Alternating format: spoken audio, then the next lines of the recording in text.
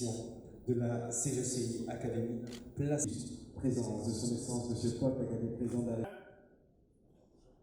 pour l'Afrique. I am delighted to be back in Abidjan.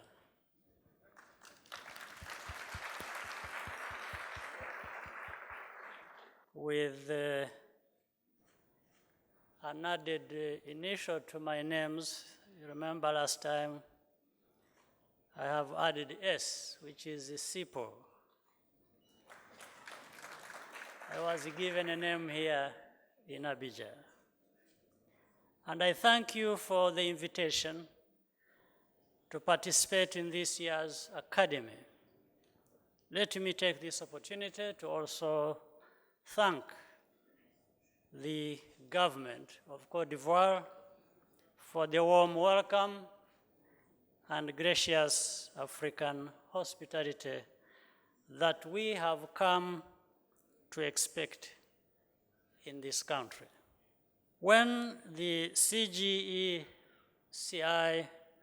team came to Kigali a few weeks ago to hand-deliver the invitation to me, I knew they meant serious business. So I could not resist coming to be with you. So I'm not only happy to return to learn more about your work to develop the private sector in Côte d'Ivoire and the region, but also very happy to strengthen the ties between Côte d'Ivoire and Rwanda. The Ivorian private sector is an inspiration because of its productivity, dynamism, and resilience. This has contributed to the recovery and rapid development of this great nation. The potential of Ivorian business to grow and be a pillar of this region and our continent's economy is very evident. For example, we would like to see more Ivorian investment and expertise in Rwanda, as well as the exchange of best practices for the creation of a strong industrial sector. Companies in Côte d'Ivoire and around Africa can do much more to catalyze and finance local innovation. You Ivorians understand the challenges of doing business in African markets. Rwandans do, and many other Africans do, and the benefits of nurturing local enterprise. That's why I strongly recommend CGECI for your commitment to the next generation of African entrepreneurs with whom I look forward to interacting with later on. The theme of this year's conference on creating a conducive business climate is highly relevant. Efforts by many African countries to improve their business environments are bearing fruit, but we can all do much more. One way to advance this cause is through forums like this one.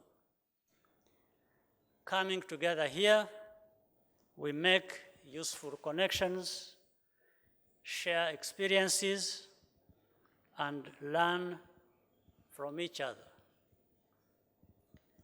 The starting point is ensuring that relevant actors in both the public and private sectors get involved for the right reasons.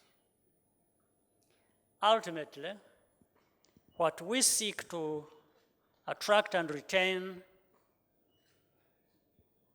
what we seek is to attract and retain the maximum levels of investment we can, both domestic and foreign, to grow our economies and generate wealth of our citizens. Some factors are beyond our control. However,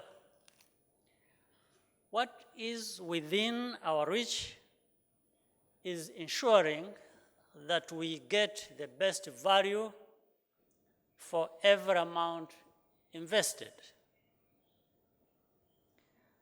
No opportunities should be lost to regulatory barriers or other delays and uncertainties of our own making. This applies to bigger economies like Côte d'Ivoire, as well as to countries like Rwanda, which have had a later start. For Rwanda, we made a deliberate effort to mobilize every branch of government alongside the private sector to contribute to business climate reforms. The stakes were very high, and a consistent focus on key indicators has led to good results. Therefore, there is no reason not to do what is within our capacity. We will all directly feel the benefits of doing just that. The timing is right, with Africa coming together to proactively shape our future through the African Continental Free Trade Area. This is an exciting and very promising development for our continent.